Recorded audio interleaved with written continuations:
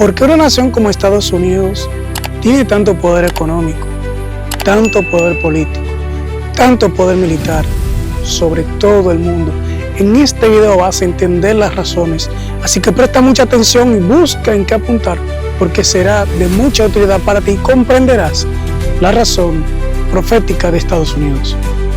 La grandeza de los Estados Unidos. ¿Cuál es el secreto de su poder y su prosperidad? ¿Será su vasta expansión geográfica que cubre más de 6 millones de kilómetros? ¿Será su población, la cantidad de habitantes que sobrepasan los 350 millones? ¿Serán sus hermosos paisajes, muchos de ellos en California, como Yosemite y Sequoia? ¿Será su increíble avance tecnológico? ¿Será su incomparable infraestructura? ¿Serán sus abundantes recursos naturales? ¿Será la creatividad de sus habitantes? ¿Será su rico patrimonio histórico? ¿Será la gran diversidad de culturas, razas y nacionalidades? ¿Será su incomparable prosperidad económica con bajo desempleo y baja inflación? La respuesta a estas preguntas es un retumbante no. La grandeza de este país no radica en ninguna de estas cosas. El sabio Salomón nos dijo, ¿qué es lo que hace que una nación sea grande? En el libro de los Proverbios, el capítulo 14 y el versículo 34, el sabio Salomón escribió las siguientes palabras: la justicia engrandece a la nación, mas el pecado es afrenta de las naciones. ¿Cómo llega a ser una nación justa y grande? Esta pregunta es muy importante, pues en el transcurso de la historia se han levantado muchas naciones que fueron poderosas, pero luego se desintegraron en el polvo. Una nación llega a ser justa cuando su población es justa y piadosa y vive en armonía con los mandamientos de Dios. En Deuteronomio, el capítulo 4 y el versículo 6, Dios le advirtió a Israel cómo podían llegar a ser una nación grande. Dice allí, Dios a su pueblo, hablando de sus mandamientos: guardadlos, pues, y ponedlos por obra, porque esta es vuestra sabiduría y vuestra inteligencia ante los ojos de los pueblos, los cuales oirán todos estos estatutos y dirán: ciertamente pueblo sabio y entendido, nación grande es esta. Lo que hace que una nación sea grande es su piedad, su justicia, su obediencia a las leyes y los mandamientos de Dios. Pero la legislación gubernamental no tiene poder inherente para hacer que una nación sea justa y piadosa y grande. Una nación llega a ser piadosa y justa cuando la iglesia leuda a la sociedad con la predicación de la santa palabra de Dios. Cuando los ministros predican la palabra penetra al corazón de los ciudadanos, cambia sus vidas y como resultado la sociedad llega a ser justa y piadosa. La parábola de la levadura en Mateo 13:33 ilustra el principio. La levadura no se rocía encima de la masa. Para que la masa crezca hay que meter la levadura dentro de la masa. Así es que cuando los pastores predican la palabra penetra el corazón, transforma la vida y como resultado viene la transformación de la sociedad. Lo dijo el salmista en el Salmo 119:11. En mi corazón he guardado tus dichos para no pecar contra ti.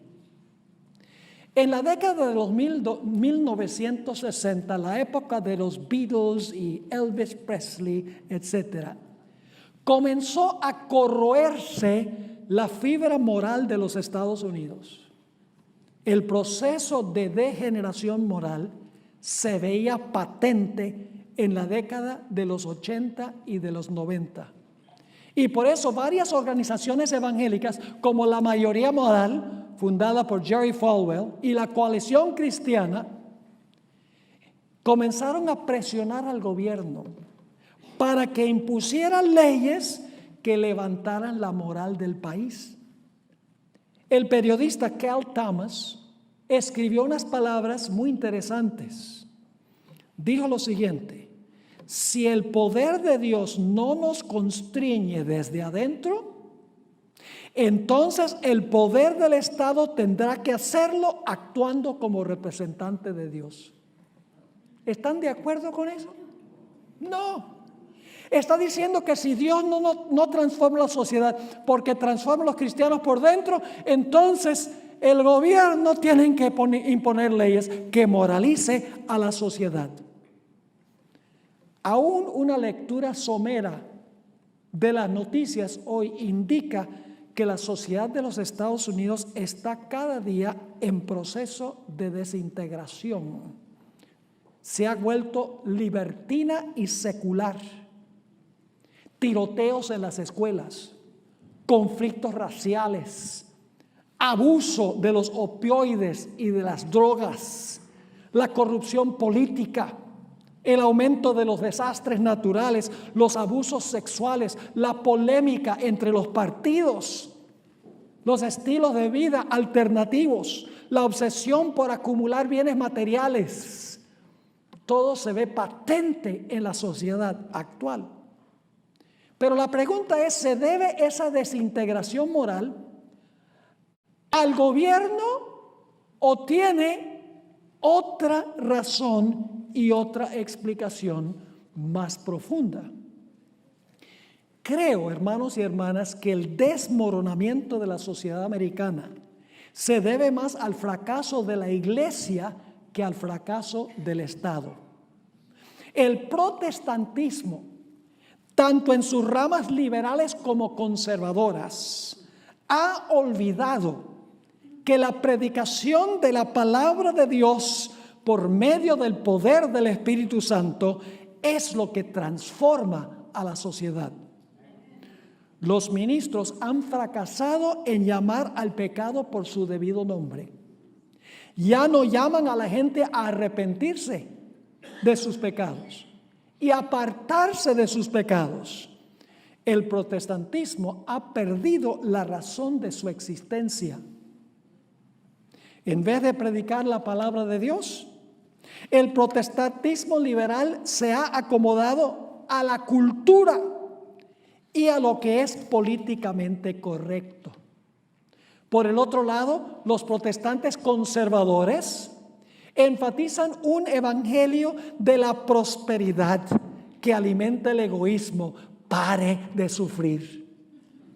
El evangelio de señales y milagros caracteriza a muchos grupos protestantes. Un evangelio de ayuda psicológica al estilo de Joel Osteen. Un evangelio de activismo político. Un evangelio que enfatiza la gracia a expensas de la ley de Dios. Así es que los protestantes, habiendo perdido la fuente de su poder, buscan la ayuda del gobierno como último recurso para resolver el problema que ellos mismos han causado. En el Conflicto de los Siglos, página 496, la hermana White escribió lo que sucedió en la iglesia primitiva. Dice ella, cuando la iglesia primitiva se corrompió, al apartarse de la sencillez del evangelio y al aceptar costumbres y ritos paganos, perdió el espíritu y el poder de Dios. ¿Y qué remedio propuso? Y para dominar las conciencias, buscó el apoyo del poder civil. Los ministros de las mega iglesias de hoy y las giga iglesias acumulan casas que valen millones, pasean en sus yates, viajan en aviones corporativos, se transportan en sus limusinas, visten trajes lujosos, disfrutan de vacaciones exóticas, y como resultado el mundo secular se desencanta con la religión y se levanta contra ella. Estos mercaderes de la palabra le enseñan a sus feligreses a ser avaros, ricos y enriquecidos y sin necesidad de nada. Y que la gracia nos exonera de guardar la ley de Dios. En vez de ser la luz del mundo, la iglesia ha permitido que entren las tinieblas. En vez de ser la sal de la tierra, la iglesia ha perdido su carácter salado. La iglesia ha fracasado en mayor grado en transformar a la sociedad desde adentro, cambiando los corazones. Y por eso, para moralizar a la sociedad, siente que es necesario apelar al gobierno para que imponga leyes para moralizar a la sociedad. Hace varios años, el juez supremo de la Corte de Alabama, se llama Roy Moore, colocó un monumento de 5.300 libras en la rotunda del edificio estatal. Su motivación era muy buena, pero inútil. ¿Cómo pueden los 10 mandamientos grabados en un monumento de piedra transformar la sociedad? El apóstol Pablo tenía razón cuando escribió que el cambio de la vida viene tan solo cuando Dios escribe su ley en las tablas del corazón. Y eso viene por la predicación de la palabra y el estudio de la palabra de Dios. Recuerdo cuando yo era niño, a veces decía una mala palabra. La maestra o el maestro llamaban a la casa y le contaban a mi mamá, y cuando llegaba a la casa, mi mamá me estaba esperando con la barra de jabón para lavarme la boca. Y un día, mirando, mientras me saboreaba el jabón, miré a mi mamá y le dije: pero mamá, no lo estás haciendo correctamente, porque la Biblia dice: de la abundancia del corazón habla la boca. Así que tienes que lavarme el corazón para que la boca hable bien. ¿Cuál es entonces la solución para los problemas de la sociedad americana? ¿Cómo puede recuperar América la grandeza que perdió? ¿Tiene el gobierno la solución? Romanos 13 tiene la respuesta. Este pasaje, y no lo vamos a leer todo por la premura del tiempo, pero este pasaje está hablando de la autoridad del gobierno civil. Y nos dice que nosotros debemos obedecer las leyes del poder civil por 2 razones. En primer lugar, dice que algunos observan las leyes por temor al castigo.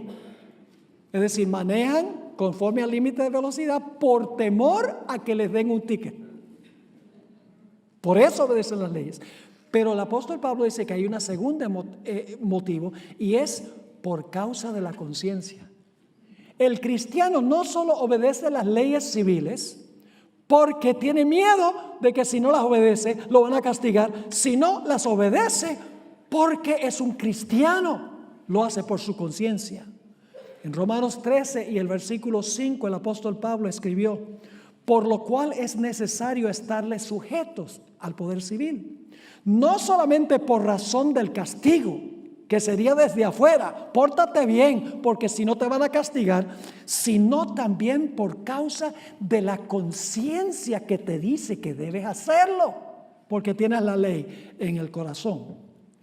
La sociedad es estable y justa cuando los ciudadanos guardan la ley de Dios. y no por temor al castigo, sino porque el Espíritu Santo la ha grabado en el corazón. Cuando el Espíritu Santo guía la conciencia, el respeto para con los padres, la vida, el matrimonio, la propiedad y la reputación estarán todos seguros. La levadura, como mencioné, funciona de adentro hacia afuera. Asimismo, cuando la conciencia es guiada por el Espíritu Santo, el pueblo elegirá candidatos que tienen principios.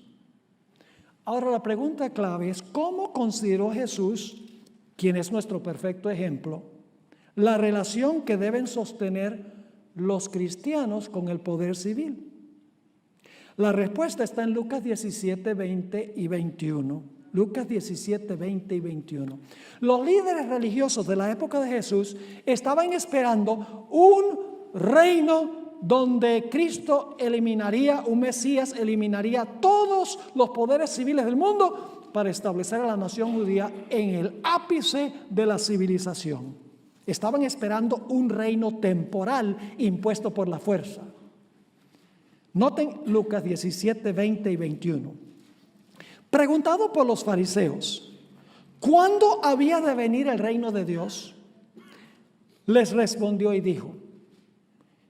¿Qué pensaban ellos cuando dijeron, ¿cuándo viene el reino de Dios? Estaban pensando de un reino establecido por fuerza militar. Jesús respondió: el reino de Dios no vendrá con advertencia, que significa no vendrá con una exhibición de poder, ni dirán helo aquí o helo allí, porque he aquí el reino de Dios está, una mejor traducción, está en vosotros. Cuando el reino de Dios está en el corazón, los ciudadanos obedecerán la ley y tendrán una sociedad ideal. Fíjense cómo escribió la hermana White en cuanto a cómo el poder político no puede transformar la sociedad, no puede hacer que una nación sea grande. Esta cita que voy a leer es un tanto larga, pero muy significativa. Se encuentra en El deseo de todas las gentes, página 470 y 471. Ella está comentando sobre los versículos que acabamos de leer de Lucas, el capítulo 17. Dice así: el reino de Dios viene sin manifestación exterior. El evangelio de la gracia de Dios, con su espíritu de abnegación, no puede nunca estar en armonía con el espíritu del mundo. Los dos principios son antagónicos. Mas el hombre animal no percibe las cosas que son del espíritu de Dios, porque le son locura, y no las puede entender porque se han de examinar espiritualmente. Y luego dice ella: pero hay hoy en el mundo religioso. ¿En el mundo qué? Hoy en el mundo religioso hay multitudes que creen estar trabajando para el establecimiento del reino de Cristo como dominio temporal y terrenal. Desean hacer de nuestro Señor el rey de los reinos de este mundo, el gobernante de sus tribunales y campamentos, de sus asambleas legislativas, sus palacios y sus plazas. Esperan que Jesús reine por medio de promulgaciones legales, es decir, por leyes impuestas por autoridad humana. Como Cristo no está aquí en persona, ellos mismos quieren obrar en su lugar, ejecutando las leyes de su reino. El establecimiento de un reino tal es lo que los judíos deseaban en los días de Cristo. El establecimiento de un reino así los hubiera llevado a recibir a Jesús, si Él estuviese dispuesto de establecer un dominio temporal, a imponer lo que ellos consideraban como las leyes de Dios y hacerlos los expositores de su voluntad y los agentes de su autoridad. Pero Jesús dijo: mi reino no es de este mundo. No quiso aceptar el trono terrenal. Y luego dice esto: el gobierno bajo el cual Jesús vivía era corrompido y opresivo. Por todos lados había abusos clamorosos, extorsión, intolerancia y crueldad insultante. Sin embargo, el Salvador no intentó hacer reformas civiles.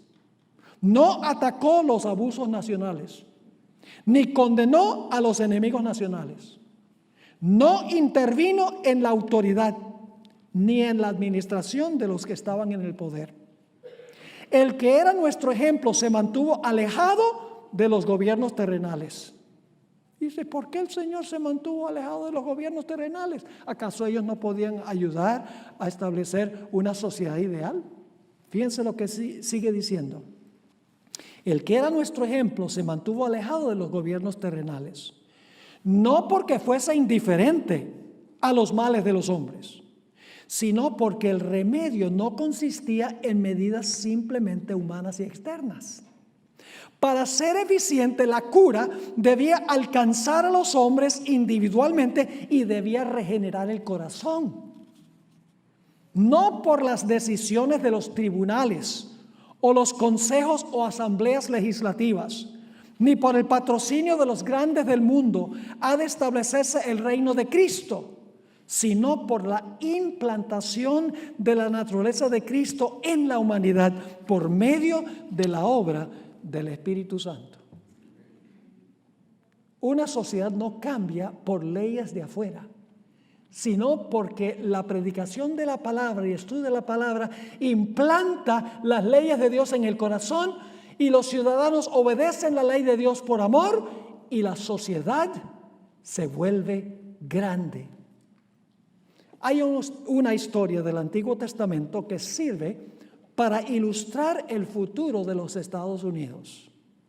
Todos conocemos la historia del musculoso Sansón, a quien Dios impartió una fuerza sobrenatural con el fin de cumplir una misión especial. Los filisteos incircuncisos estaban oprimiendo a Israel, los tenían medio esclavizados y Dios levantó a Sansón con una misión especial y era librar a Israel de sus enemigos. En el libro El Hogar Cristiano, página 417, la hermana White escribió: el cuidado providencial, recuerden esa palabra providencial, el cuidado providencial de Dios había asistido a Sansón para que pudiera prepararse y realizar la obra para la cual había sido llamado. Al principio mismo de la vida se vio rodeado de condiciones favorables para el desarrollo de su fuerza física, vigor intelectual y pureza moral. Dios le dio a Sansón todos los recursos para cumplir su misión. En su vida temprana, Sansón vivió en armonía con esos principios. Pero cuando llegó a ser adulto, ocurrió un cambio. Sansón comenzó a transigir en sus principios que le habían dado su poder y su prosperidad.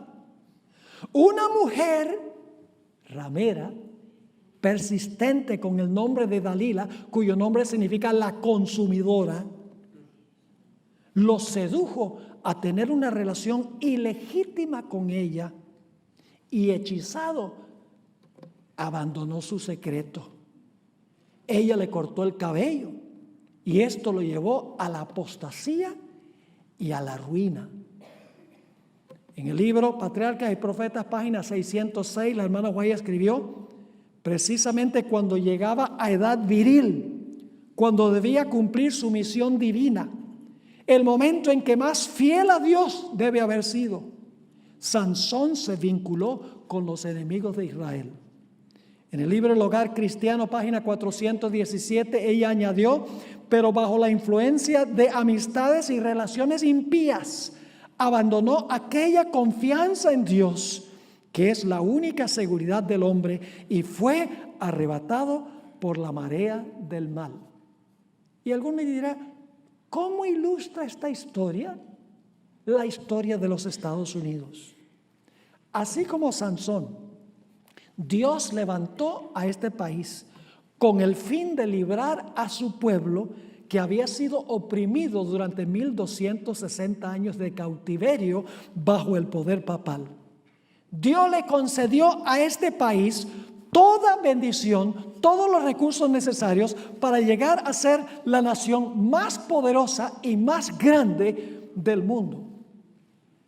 Pero así como Sansón, los Estados Unidos tienen un secreto de su poder y prosperidad. Mientras este país guarde su secreto y obedezca a Dios, nada lo podrá vencer. Elena White escribió en 1888 cuál es el secreto del poder y la grandeza de este país. Dice en el conflicto de los siglos 494, el republicanismo y el protestantismo, es decir, libertad civil y religiosa, separación de iglesia y Estado, vinieron a ser los principios fundamentales de la nación. Y luego dice, estos principios son el secreto de su poder y su prosperidad. Separación de iglesia y Estado.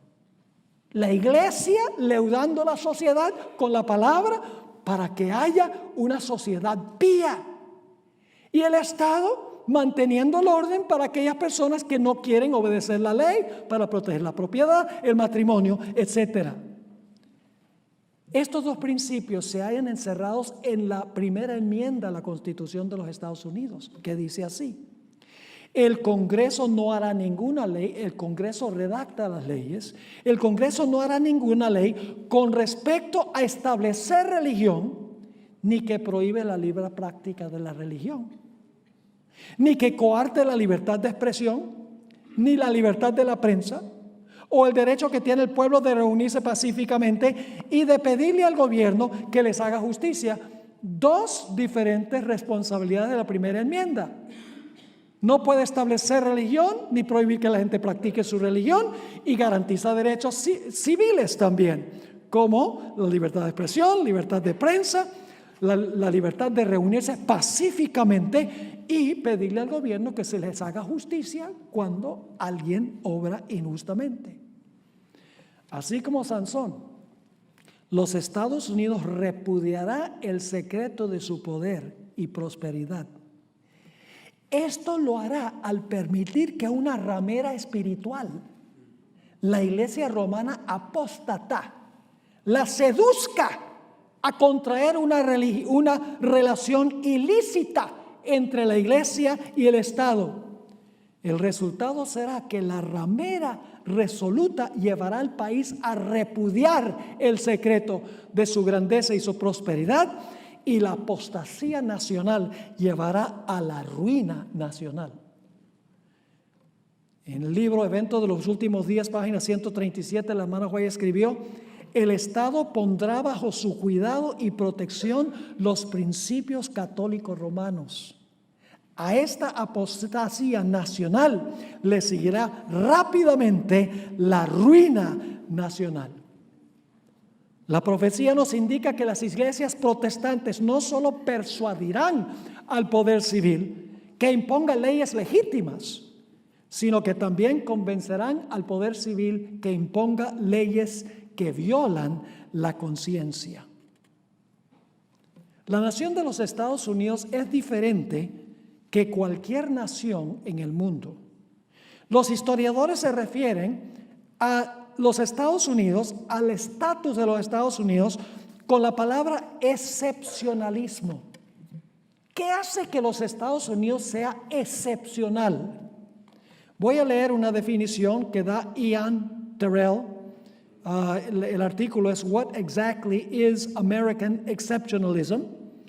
Es publicado en la revista The Week. Yo lo traduje. Dice lo siguiente: el excepcionalismo es la creencia que los Estados Unidos prosigue un camino histórico que difiere de las leyes y normas que gobiernan a otros países. Esa es la esencia del excepcionalismo americano. Los Estados Unidos no es meramente un país más grande y poderoso, sino una excepción. Es el portador de liberación y libertad, y moralmente superior a algo que se llama Europa. Muy interesante. Esta iglesia, este país, hermanos y hermanas, es excepcional en el sentido de que es una nación que separa radicalmente la iglesia del poder civil y garantiza libertad civil y religiosa. Por eso miles y miles quieren venir a este país. No es solamente por los recursos que pueden adquirir aquí, sino porque es un país donde hay relativa paz y donde hay relativa tranquilidad, a donde la gente puede trabajar y puede prosperar. El 10 de junio de 1797, solo unos pocos meses antes que Papado recibiera su herida mortal en 1798, el presidente John Adams, en ese tiempo presidente de los Estados Unidos, llevó al Congreso de los Estados Unidos una ley que se conoce como el Tratado de Trípoli. Y parte de la ley que lo aprobó el Senado, el Congreso, decía lo siguiente: el gobierno de los Estados Unidos en ningún sentido está fundado sobre la religión cristiana. Hoy en día los protestantes se enardecen con esa ley. Dicen, ¿cómo que los Estados Unidos no fue fundado sobre la religión cristiana? Este es un país cristiano. Pero saben que cuando se aprobó esta ley, los protestantes de la época no protestaron. La ley se llevó al Senado en mayo de 1797. Los senadores la estudiaron, la aprobaron unánimemente, se les dio un ejemplar escrito. Los periódicos grandes de Filadelfia y Nueva York no protestaron. Todo el mundo estaba bien con la idea de que este país no es un país cristiano. Es un país de cristianos. Pero los fundadores sabían que si ellos decían que este era un país cristiano, que hubiera sido una violación de la primera enmienda, porque la primera enmienda prohíbe que se establezca una religión. Así que este país no es un país cristiano, que sería una violación de la Constitución, que dice que no se puede establecer religión por ley, sino que es una religión preponderantemente que se compone ¿de qué? De cristianos. Alexis de Tocqueville, analista político francés, hizo una gira de los Estados Unidos entre los años 1831 y 1833. Después de una cuidadosa observación del sistema político de los Estados Unidos y de las instituciones políticas del país, él escribió una obra que es muy beneficiosa leerla, consta de 2 tomos, se llama La democracia en América. Entrevistó a muchos analistas políticos y ciudadanos del país y les preguntó cuál era el secreto de la paz y la prosperidad de los Estados Unidos. Le preguntó a los políticos, ¿por qué este país es tan grande y tan próspero? ¿Por qué hay tanta paz? Todos, según el testimonio de él, respondieron que se debía a la separación de la iglesia del Estado. Leo una de sus citas. Dice lo siguiente: todos atribuyeron la existencia pacífica de la religión en su país principalmente a la separación de la iglesia del Estado. No titubeo, escribió él, en confirmar que durante mi permanencia en América no encontré a una sola persona de entre el clero y los laicos que no tuvieran la misma opinión. Los 2 principios: separación de iglesia y Estado, libertad civil y religiosa. La iglesia haciendo su obra como iglesia, predicando la palabra, transformando corazones para que los ciudadanos sean ciudadanos que obedecen las leyes por su conciencia, y el Estado asegurándose de que las leyes se implementen para las personas que no les dicta su conciencia que deben hacerlo. Los fundadores de los Estados Unidos, los padres fundadores, conocían muy bien lo que había pasado durante el periodo de dominio papal. Ellos sabían muy bien lo que pasaba cuando se une la iglesia con el poder civil. Estaban viviendo durante el tiempo de la Revolución Francesa, cuando el proletariado se levantó en contra del poder papal por haberlos oprimido durante tanto tiempo. Sabían que la iglesia romana se había apropiado del poder civil para perseguir a todos los que no estaban de acuerdo con la iglesia, y ellos dijeron: en esta nueva nación vamos a establecer un sistema de gobierno distinto. Voy a leerles algunas citas de los fundadores de esta nación. Primer lugar, Thomas Jefferson. 14 de agosto del año 1800, escribió una carta a Jeremiah Moore, un ministro y evangelista bautista, y advirtió en cuanto al peligro de permitir que el clero usara el poder civil. Escribió lo siguiente: el clero, al establecerse por ley y al incorporarse en la maquinaria del gobierno, se ha convertido en un enemigo formidable de los derechos civiles y religiosos del hombre. Tremenda cita esa. En otra carta que le escribió a Horacio Spafford el 14 de marzo de 1814, le escribió lo siguiente: en todos los países y en todas las épocas, el sacerdote ha sido hostil a la libertad. Siempre se alía con el déspota, apoyando sus abusos a cambio de su protección. En otra cita, esto está en las cartas de Thomas Jefferson, el nombre del libro es Writings, página 285, escribió lo siguiente, con un toque de humor: los poderes legítimos del gobierno se limitan tan solo a las acciones que le causan daño a los demás. ¿Qué clase de leyes puede imponer el gobierno? Las acciones que le causan daño a los demás. Y luego escribe esto: a mí no me hace ningún daño si mi vecino cree que hay 20 dioses o ningún dios. Esto ni me roba la billetera ni me quiebra la pierna. Entendió muy bien el principio.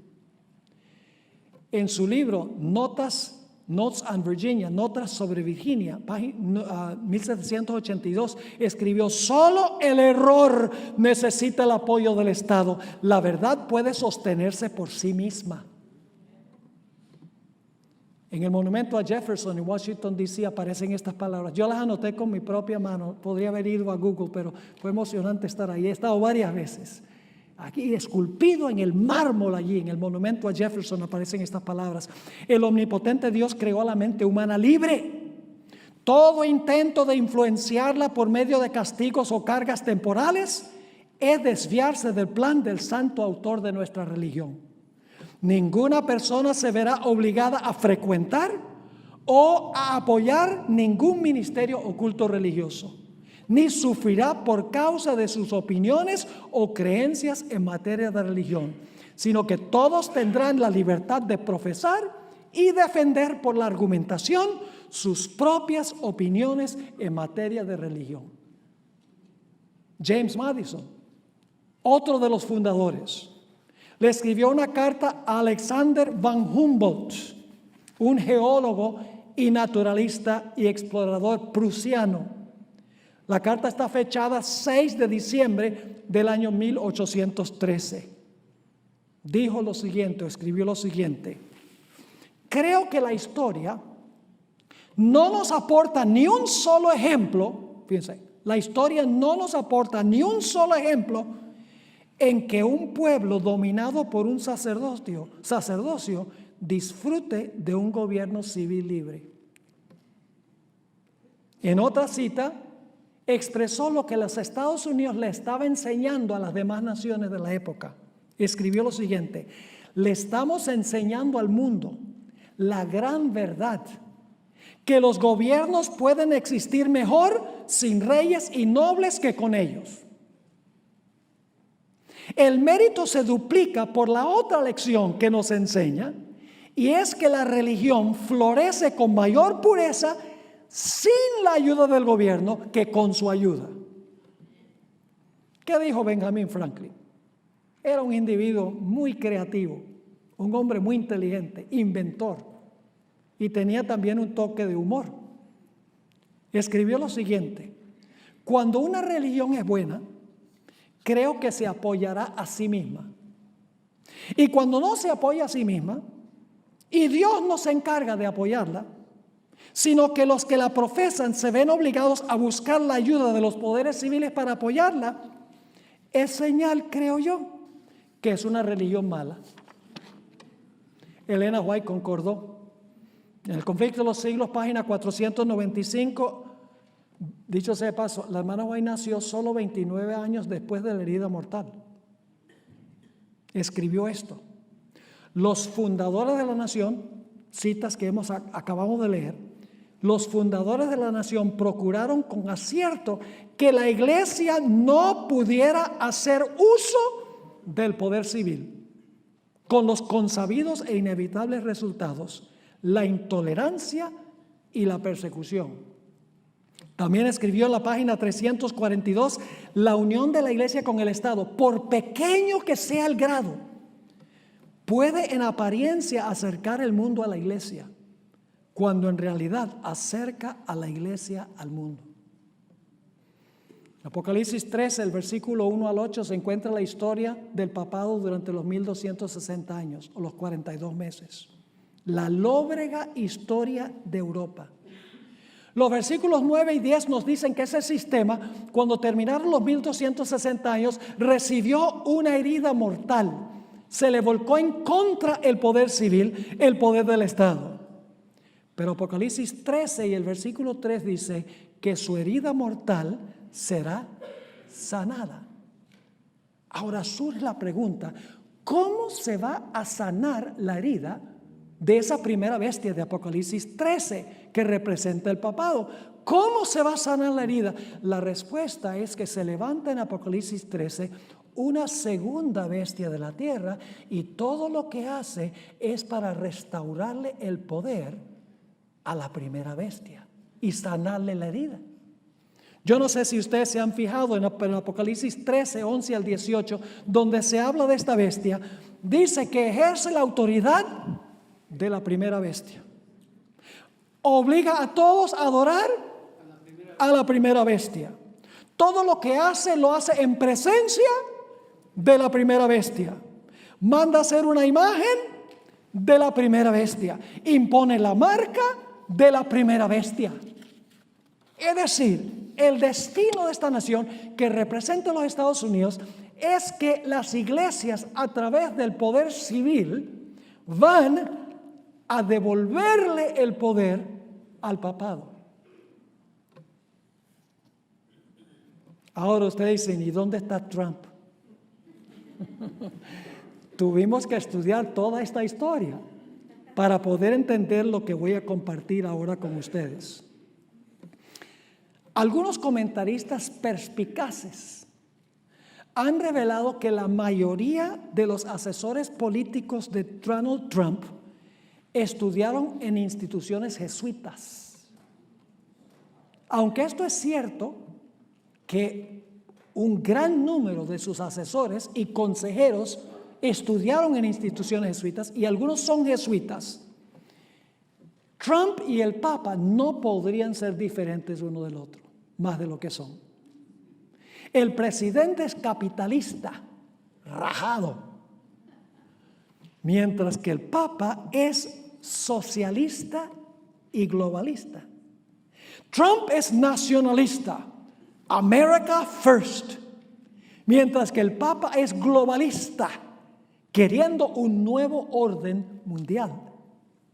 Trump favorece un aumento de las Fuerzas Armadas, gastando más de 700 billones de dólares solamente en el primer año de su gobierno en armamentos. Mientras que el Papa está a favor del desarme. Trump se opone con ahínco a la inmigración ilegal, queriendo construir un muro. Pero el Papa está a favor de fronteras abiertas. Trump niega los efectos del cambio climático, sacando a los Estados Unidos, por ejemplo, del Acuerdo de París. Mientras que el Papa es un proponente fuerte de la legislación sobre el cambio climático.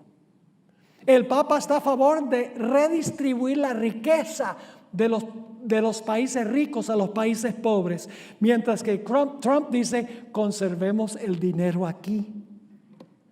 Trump profesa haberse convertido al conservatismo social en contra del aborto, del matrimonio gay, de los derechos de los transgéneros, mientras que el Papa raras veces toca estos puntos como hemos estudiado.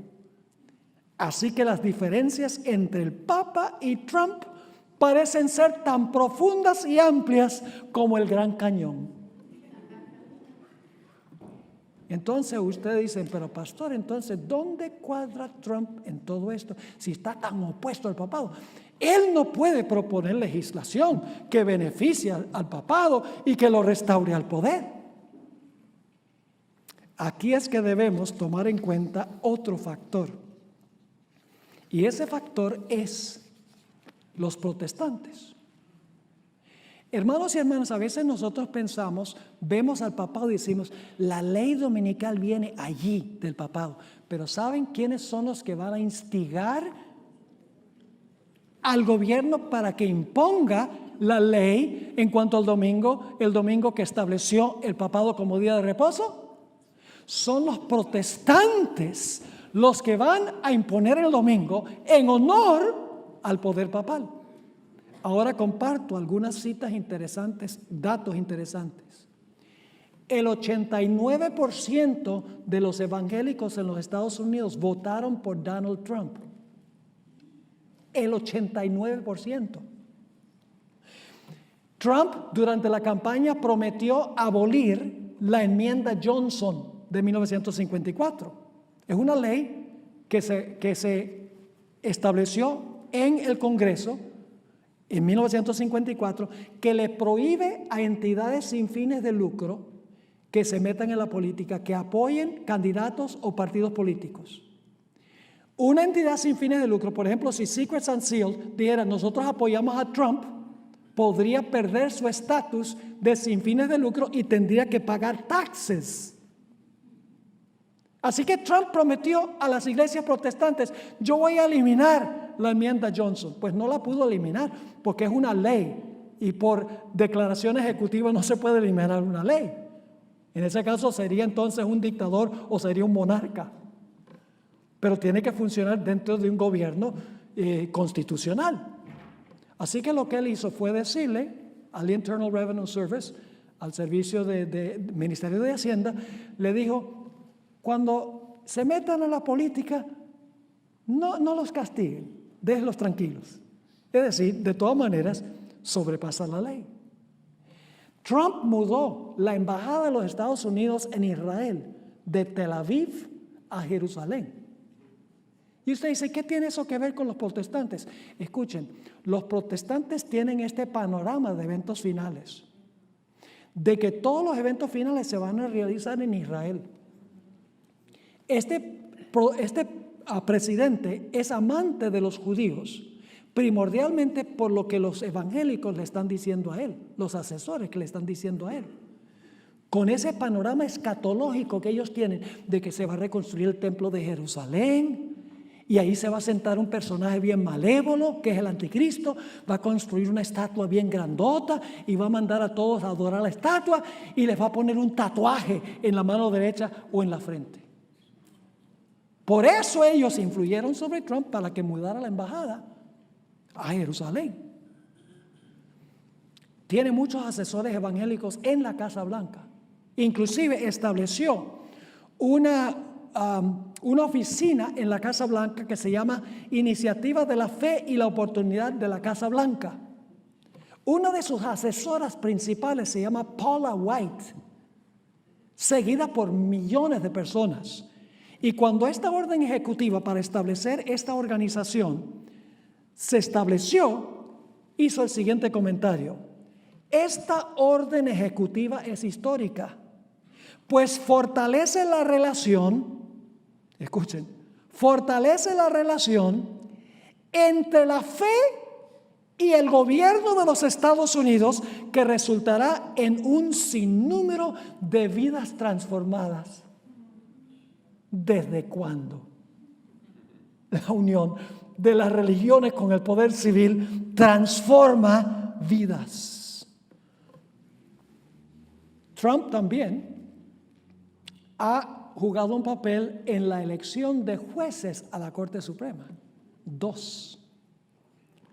Neil Gorsuch, que creció como católico, ahora asiste a una iglesia, creo que episcopal, que es el catolicismo de acá. Y Brett Kavanaugh, un individuo radicalmente católico. En el presente no hay ni un solo protestante en la Corte Suprema de los Estados Unidos. Hay 3 judíos y 6 católicos romanos. Y la juez Ginsburg, que está viejita, si no han visto el documental de ella, es extraordinaria su historia, como juez y muchas otras funciones en el sistema judicial de los Estados Unidos. Ella está vieja, tiene cáncer. Si ella llega a morir antes de que Trump salga de la presidencia, posiblemente tendríamos hasta 7 jueces de los 9 de la Corte Suprema que son católicos romanos. Sería muy fácil para los protestantes influir sobre la Corte Suprema para que imponga una ley dominical. Ahora, ¿cómo va a pasar? Brevemente le voy a explicar cómo yo creo que va a pasar. No se va a eliminar la primera enmienda, que separa a la iglesia del poder civil. Lo que va a suceder es que se va a redactar y aprobar una ley en el Congreso Dominical. Inmediatamente había organizaciones como la Iglesia Adventista, también otras organizaciones que van a decir, van a apelar eso. Y llega a la Corte Suprema para ver si esa ley dominical es constitucional o no, porque la Corte Suprema decide si la ley es constitucional. La Corte Suprema va a mirar la ley y va a decir si es constitucional o no. Si la Corte Suprema dice que es constitucional, la ley va. Si dice que no es constitucional, la ley no va, porque la Corte Suprema es la que interpreta las leyes y dice si son constitucionales, si pueden ser ley o no.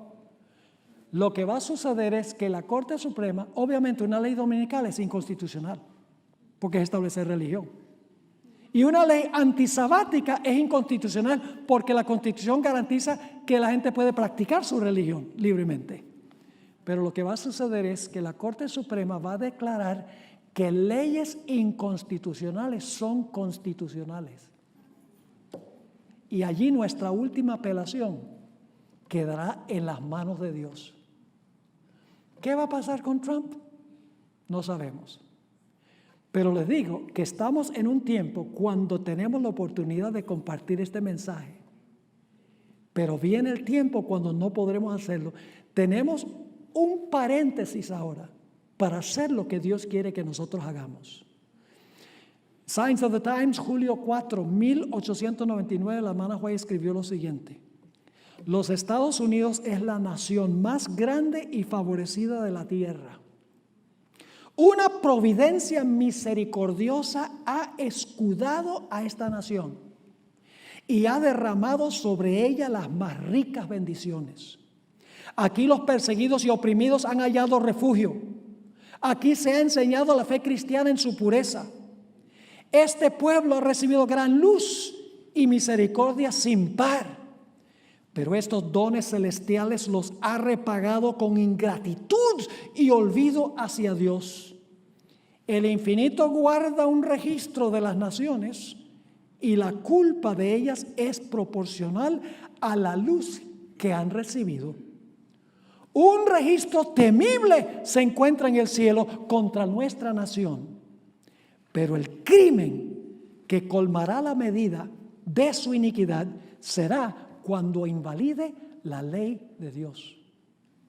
Hermanos y hermanas, ahora estamos en un paréntesis donde tenemos libertad para compartir el mensaje especial de nuestra iglesia.